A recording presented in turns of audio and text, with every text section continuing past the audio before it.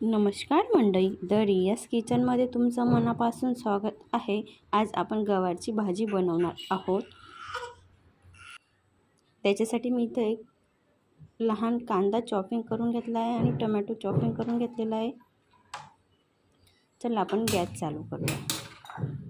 त्याच्यावर मी कुकर ठेवला। कुकरला चांगलं गरम होऊ द्यायचं आहे।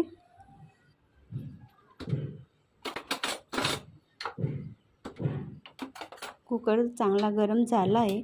आपण आता त्याच्यात 2 स्पून तेल टाकूया।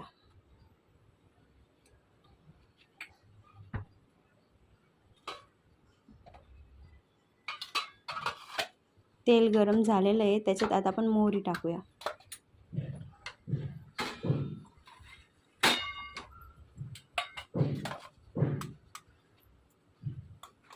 मोहरी तडतडते। आता जिरा टाकूया।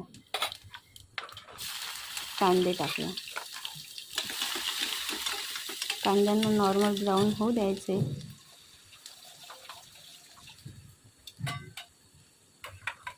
कांदे आपले चांगले ब्राऊन झालेले आहेत।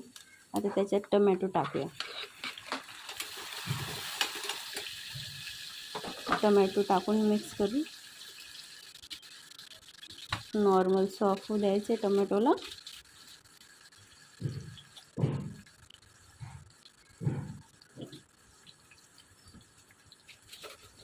टोमॅटो नॉर्मल सॉफ्ट झाला आहे। आता आपण त्याच्यात मसाले टाकूया। मी इथं धना पावडर टाकली आहे, लाल तिखट टाकलं आहे, नॉर्मल मसाला टाकला आहे, काश्मीरी लाल तिखट टाकलं आहे, चवीपुरतं मीठ टाकते।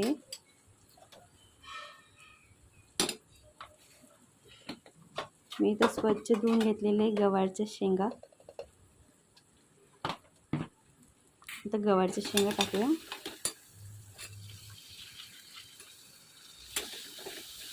चांगलं मिक्स करून घ्यायचं आहे।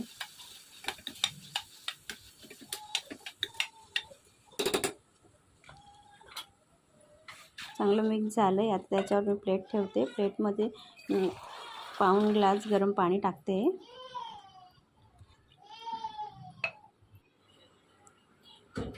जशी आपली शेंग नॉर्मल बॉईल होईल खालून, तसं पाणी पण गरम होतं आहे। पाणी गरम झालेलं आहे। तुम्हाला तुमच्या अंदाजानुसार तेवढा रस्सा हवा आहे तेवढं तुम्ही पाणी टाकू शकता। मला इथं नॉर्मल रस्सा हवा आहे, मी त्याच्यानुसार पाणी टाकते।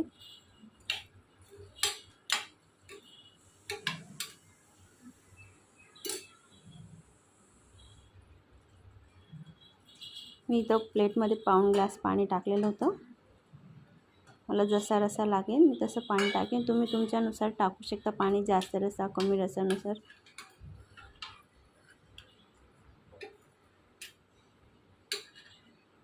पाणी टाकून मिक्स करून या। आता आपण याच्यावर प्लेट झाकूया की आपली गवार लवकर शिजेल असं। चला आपण आता चेक करूया। याच्यात मी थोडं 2 स्पून शेंगदाण्याचं कूट टाकलेलं आहे।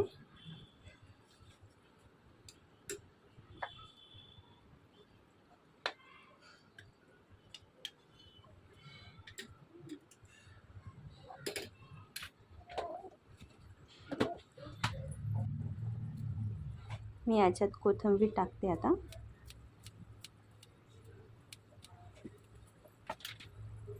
इथं आपली आता गवारची भाजी झालेली आहे। आता आपण सर्व करूया। बघा किती छान आपली गवारची शेंगांची भाजी झालेली आहे। अशाच रेसिपीसाठी माझ्या चॅनलला सबस्क्राईब करा।